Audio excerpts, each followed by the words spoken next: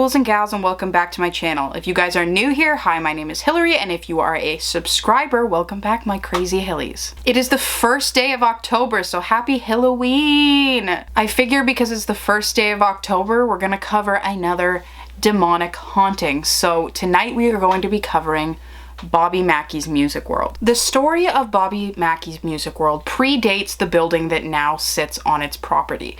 For a long time, there's been weird stuff going on this property well before the bar that is on it now has been there. Back in the 1850s, the property was a slaughterhouse.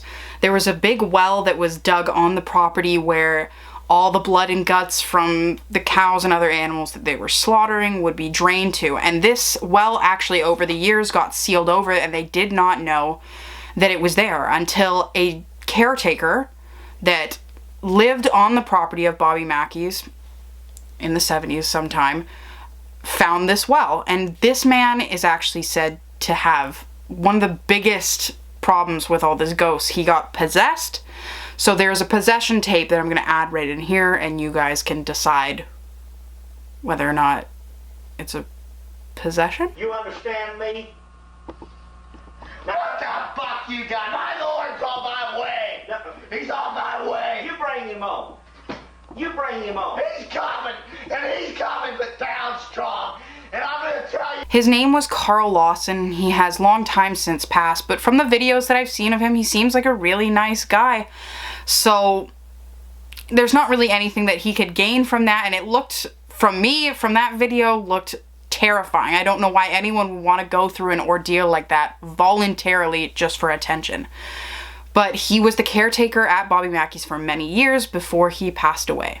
And he lived with these spirits constantly because he lived in an apartment just above the bar. In the 1890s, the slaughterhouse was closed, and this property sat abandoned for years until people started to come and use the slaughterhouse pit, the one that all the blood was going into, for demonic rituals. They would go there, and it's said that they would put sacrifices in there, and that is where it got its name, the portal to hell. No one knows if that specific legend is true, but that is what the locals say. A lot of demonic people came over there, you know, brought their animals, brought sacrifices, and just threw them on in the pit. In 1896, the headless body of a girl named Pearl Bryan was found in an orchard right near the slaughterhouse. It's said that her lover and his friend tried to perform some sort of botched abortion, and they chopped her head off and left her body. They did this so that the police wouldn't identify who it was. The legend is that they took her head and they threw it down the slaughterhouse well, but no one ever found her head. They only found the body. It was later, you know, after she had died, she was in fact pregnant. And a lot of people also say that her boyfriend and his friend were involved in some sort of demonic rituals. I don't know if that is true, but there was a murder that happened on the property. Whether or not her head fell down the well, we don't know because nobody ever found her head. The building basically remained abandoned up until the 1920s when it became a speakeasy for the Prohibition. A lot of weird stuff happened with that. A lot of violence because it was, you know, a club that wasn't supposed to be drinking alcohol, so I can understand like a lot of the patrons being a little cuckoo. And then after that, in the 1950s, it became another club called the Latin Quarter. And it's said that the owner of the Latin Quarter had a beautiful daughter. Her name was Johanna. And he was not a great dude. Her dad was overall kind of a jerk. And Johanna fell in love with one of the performers at the club. And they ended up being intimate, and it is believed that she was pregnant. But her dad obviously did not like this guy, so he ordered a hit out on him and killed him. So her lover, his name was Robert Randall, was actually murdered, and with that she decided that she just couldn't live, and she ended up committing suicide herself, writing down all of her thoughts on a wall that was later actually found. Johanna actually died in the club in the basement down where the portal of hell is, and her letter forever remains on the wall. Bobby Mackey actually opened his club in 1978, Bobby's Mackey's Music World, and it's said that his name, Bobby Mackey, is Robert Randall Mackey. And when he was born, his mother, she actually named him a different name, but something came over her and she couldn't quite understand what it was, but she decided to rename him. Just like that, she went and changed his name to Robert Randall Mackey. So a lot of people think that Bobby is in fact the reincarnated spirit of Johanna's lover. And not a lot of crazy things happen to Bobby. As far as I know, he is not 100%, regardless of the thousands of people that have gone there that say that they've had these haunted experiences, he doesn't want to admit that it's true. So I'm just going to read this off because this is a lot of the ghostly goings-ons. But since Bobby Mackey opened Bobby Mackey's Music World, employees and customers have reported strange and very frightening experience with spirits that linger in the place. The lights turn off, equipment behaves bizarrely, objects are thrown, apparitions are frequently seen on a number of occasions.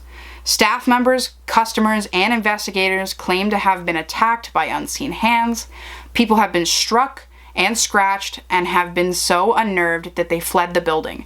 The attacks become so bad that the owners were forced to post a sign in the bar that reads, "Warning to our patrons. This establishment is purported to be haunted. Management is not responsible and cannot be held responsible for or liable for any actions of ghosts, spirits on the premises." After a couple of investigations being done, a lot of people actually left little statues of God or Jesus around the area, and every time one is left, the statue ends up getting decapitated. So the head is found on the ground and the body is still standing straight up. There have been shadows, hisses, bangs all around the place, and especially in the basement where the slaughterhouse and the blood well is. That is one of the main, most haunted places. It's even said that Bobby Mackey's wife will not even go on the premises anymore because just too many things have happened to her. So she will even admit to you that, yeah, this is haunted, but Bobby's like, no,